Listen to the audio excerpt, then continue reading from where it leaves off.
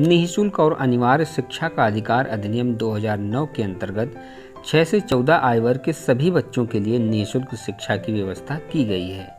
शिक्षा की गुणवत्ता में सुधार के लिए समय समय पर विभिन्न अभियान चलाए जाते हैं। इस वीडियो में आप ऐसे ही कार्यक्रम निपुण भारत मिशन के बारे में जानेंगे।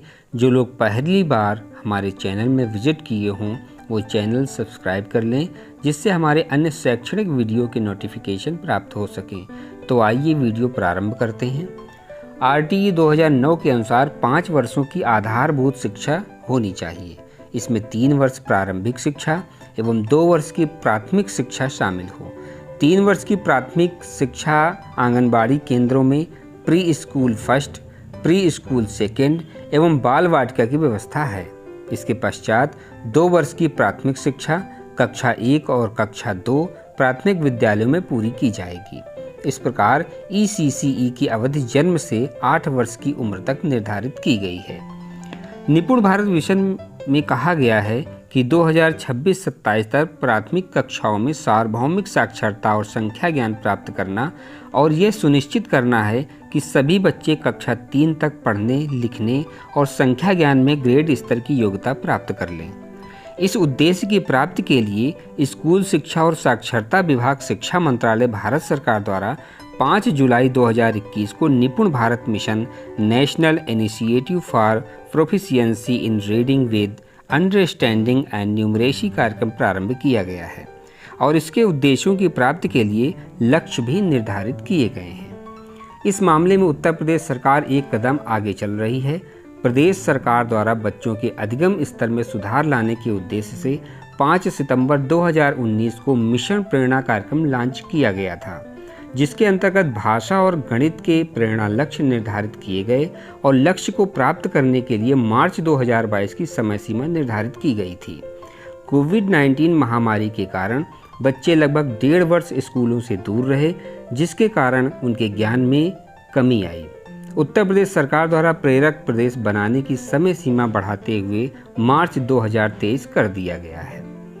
मिशन प्रेरणा फेज 2 निपुण भारत अर्थात मूलभूत साक्षरता और संख्या ज्ञान मिशन को अंगीकृत करते हुए उत्तर प्रदेश सरकार द्वारा मिशन प्रेरणा के लिए निर्धारित लक्ष्यों में संशोधन किया गया है, जिसे मिशन प्रेरणा फेज 2 नाम प्रदान किया गया है। इसके सफल क्रियान्वयन हेतु 23 दिसंबर को शासनादेश जारी किया गया। निपुण भारत मिशन का विजन व उद्देश्य।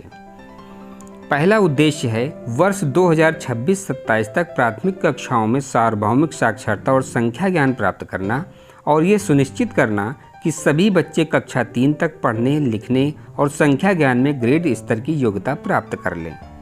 दूसरा है 3 से 9 वर्ष के आयु के बच्चों की अधिगम आवश्यकताओं, अधिगम अंतराल और इसके संभावित कारणों की पहचान करना और स्थानीय परिस्थितियों को ध्यान में रखते हुए विभिन्न कार्यनीतियों की पहल करना। तीसरा उद्देश्य है प्री स्कूल एवं कक्षा 1 के बीच संबंध स्थापित करने और सुचारू कक्षा अंतरण के उद्देश्य से NCERT द्वारा तैयार किए गए ECCE पाठ्यचर्या फ्रेमवर्क को आंगनबाड़ी और प्री प्राइमरी स्कूल दोनों द्वारा अपनाया जाना, ताकि कक्षा 1 में सुचारू कक्षा संचालन किया जा सके। निपुण भारत मिशन के घटक। पहला घटक है लक्ष्य और सूची। मिशन के उद्देश्यों को प्राप्त करने के लिए संपूर्ण साक्षरता और संख्या ज्ञान के लक्ष्य निर्धारित किए गए हैं, जो इस प्रकार हैं। भाषा के लिए लक्ष्य इस प्रकार हैं। बाल वाटिका अक्षरों और संगत ध्वनियों को पहचान लेते हैं, कम से कम 2 अक्षर वाले सरल शब्दों को पढ़ लेते हैं। कक्षा 1 के लिए अर्थ के साथ पढ़ लेते हैं ऐसे छोटे वाक्य जो आयु के अनुसार किसी अज्ञात पाठ का भाग हो, जिसमें 4-5 सरल शब्द हों, पढ़ लेते हैं। कक्षा 2 के लिए अर्थ के साथ पढ़ लेते हैं 45 से 60 शब्द प्रति मिनट के प्रवाह से पढ़ लेते हैं। कक्षा 3 के लिए अर्थ के साथ पढ़ लेते हैं न्यूनतम 60 शब्द प्रति मिनट के प्रवाह से पढ़ लेते हैं। इस प्रकार गणित के लिए लक्ष्य निर्धारित किए गए हैं, जिसमें से बाल वाटिका के लिए 10 तक के अंकों की पहचान और पढ़ लेते हैं। एक क्रम में घटनाओं की संख्या, वस्तुओं, आकृतियों, घटनाओं को व्यवस्थित कर लेते हैं। कक्षा 1 के लिए 99 तक की संख्याएं पढ़ एवं लिख लेते हैं, सरल जोड़ और घटाव कर लेते हैं। कक्षा 2 के लिए 999 तक की संख्याएं पढ़ और लिख लेते हैं, 99 तक की संख्याओं का घटाव कर लेते हैं।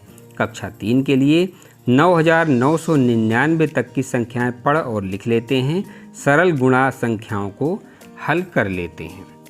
निर्धारित लक्ष्यों के अनुरूप किसी विद्यालय के 100% बच्चों द्वारा ग्रेड कॉम्पिटेंसी हासिल करने के उपरांत विद्यालय को प्रेरक विद्यालय घोषित किया जाएगा। किसी विकासखंड के 100% बच्चों द्वारा निर्धारित दक्षताएं प्राप्त किए जाने की दशा में उक्त विकासखंड को प्रेरक विकासखंड के रूप में घोषित किया जाएगा। इसी प्रकार जिस जनपद के समस्त विकासखंडों द्वारा स्वतंत्र मूल्यांकन में निर्धारित लक्ष्यों को प्राप्त कर लिया जाएगा, उन्हें प्रेरक जनपद घोषित किया जाएगा। दूसरा है बाल वाटिका। बाल वाटिका बाल विकास एवं पुष्टाहार विभाग के समन्वय से समग्र शिक्षा द्वारा यह सुनिश्चित किया जाएगा कि 5 वर्ष की आयु से पूर्व प्रत्येक बच्चा एक प्रिपरेटरी कक्षा या बाल वाटिका में जा सकेगा। इस प्रारंभिक कक्षाओं में अधिगम मुख्य रूप से खेल आधारित शिक्षा पर फोकस किया जाएगा, जिसमें संख्या ज्ञान, भावात्मक और मनोप्रेरक क्षमताओं का विकास तथा प्रारंभिक साक्षरता एवं संख्या ज्ञान को विकसित करने पर ध्यान केंद्रित किया जाएगा। तीसरा है स्कूल तैयारी मॉड्यूल। विद्या प्रवेश NCERT द्वारा विकसित कक्षा 1 के बच्चों के लिए 3 माह के लिए आधारित स्कूल रेडीनेस मॉड्यूल का विकास किया गया है। यह मॉड्यूल गतिविधि एवं खेल के माध्यम से अधिगम लक्ष्यों को प्राप्त करने के उद्देश्य से तैयार किया गया है। स्कूल रेडीनेस मॉड्यूल पर प्राथमिक विद्यालय के शिक्षकों को SCERT उत्तर प्रदेश द्वारा प्रशिक्षित किया जाएगा। चौथा है संवर्धित कक्षा कक्ष। विद्यालयों में कक्षा कक्ष का वातावरण सुधारने एवं आकर्षक बनाने के लिए TLM, वर्कबुक, प्रिंट रिच सामग्री आदि शिक्षकों एवं बच्चों को उपलब्ध कराई जाएगी। शिक्षण अधिगम प्रक्रिया में खेल, खोज और गतिविधि आधारित शिक्षण को सम्मिलित करते हुए एक समावेशी कक्षा का वातावरण सृजित किया जाएगा।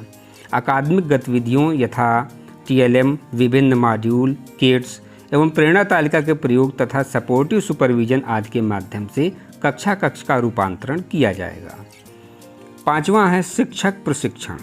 फाउंडेशनल लिटरेसी एंड न्यूमरेसी तथा विभाग द्वारा विकसित विभिन्न मॉड्यूल एवं शैक्षणिक सामग्री के साथ ही भारत सरकार द्वारा निर्गत निर्देशानुसार शिक्षक प्रशिक्षण प्रक्रिया को नियमित किए जाने के लिए SCERT उत्तर प्रदेश द्वारा प्रशिक्षण कोर्सेज का वार्षिक कैलेंडर जारी किया जाएगा। छठवां है दीक्षा एवं ICT प्रणाली का प्रयोग। SCERT द्वारा कक्षा 1 से 3 तक के कंटेंट की निपुण भारत के लक्ष्यों के सापेक्ष मैपिंग की जाएगी तथा आवश्यकता अनुसार कंटेंट में संशोधन व संवर्धन सुनिश्चित किया जाएगा। दीक्षा पोर्टल को नए पाठ्यचर्या फ्रेमवर्क के साथ जोड़ा जाएगा तथा विद्यालय स्तर पर इसका उपयोग सुनिश्चित किया जाएगा। ICT प्रणाली तथा Diksha smart classes, national digital education architecture NDEAR आदि को बढ़ावा दिया जाएगा। सातवां है अधिगम आकलन। बच्चों के लर्निंग आउटकम के आधार पर विषयवार ग्रेडवार अधिगम आकलन एवं मूल्यांकन हेतु विद्यालय आधारित आकलन, राज्य स्तरीय आकलन एवं राज्य परियोजना कार्यालय स्तर से चयनित बाह्य संस्था के माध्यम से स्वतंत्र मूल्यांकन सुनिश्चित किया जाएगा।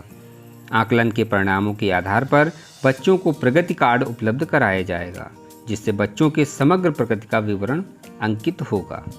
आठवां है पुस्तकालय का उपयोग।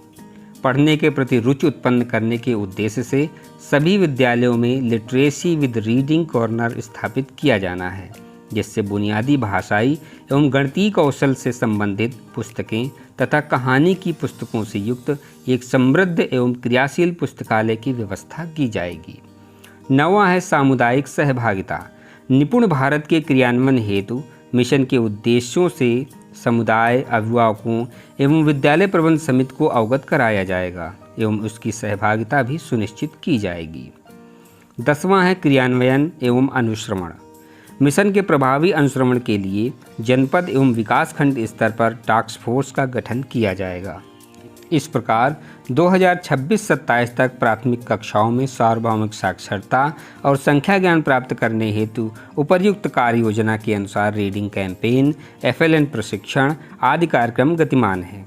आशा है हमेशा की तरह सभी शिक्षक मिशन को समय से पूर्व ही सफल बनाएंगे। दोस्तों, यदि आपको ये वीडियो पसंद आया हो तो अधिक से अधिक लाइक और सब्सक्राइब करें, जिससे हमारे सभी वीडियोज़ के नोटिफिकेशन आपको प्राप्त हो सकें। आपका बहुत बहुत धन्यवाद। जय हिंद, जय भारत।